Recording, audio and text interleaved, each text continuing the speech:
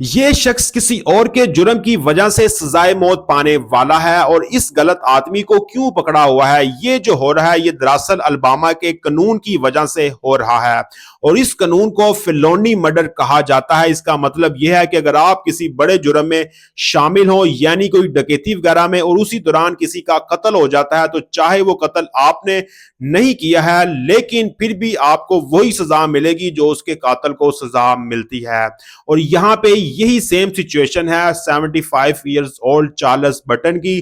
وہ تقریباً 30 سال سے زیادہ عرصے سے زیادہ سزائے موت کے قیدی ہیں، حالانکہ انہوں نے خود قتل نہیں کیا ہے، لیکن پھر بھی اس جمعرات یا ہفتے کو ان کی ڈکیتی کی وجہ سے انہیں سزائے موت یا پھانسی وغیرہ دے دی جائے گی۔ اور انہوں نے یہ جو ڈکیتی کی تھی یہ 1991 میں اپنے 5 دوستوں کے ساتھ مل کر کی تھی، اور ہماری رپورٹس کے مطابق جب وہ ایک آٹو سٹور میں سیف لوٹنے کی کوشش کر رہے تھے تو ان کے ایک جو دوست نے ایک کسٹمر کو گولی مار کر قتل کر دیا۔ اور چارلس کا یہ ماننا ہے کہ جب وہ سٹور میں داخل ہوئے تھے، لیکن چارلس کا یہ ماننا ہے کہ جب قتل ہوا تب وہ اس بلڈنگ سے باہر آ چکے تھے، لیکن حیران کن بات یہ ہے کہ ان کو سزائے موت کی سزا پھر بھی سنا دی گئی، اور جس شخص نے گولی چلائی تھی جس کا نام ڈیرک ڈی بروس ہے، اس کی سزا کم کر دی گئی ہے اور اس کو عمر قید کی سزا دے دی گئی ہے۔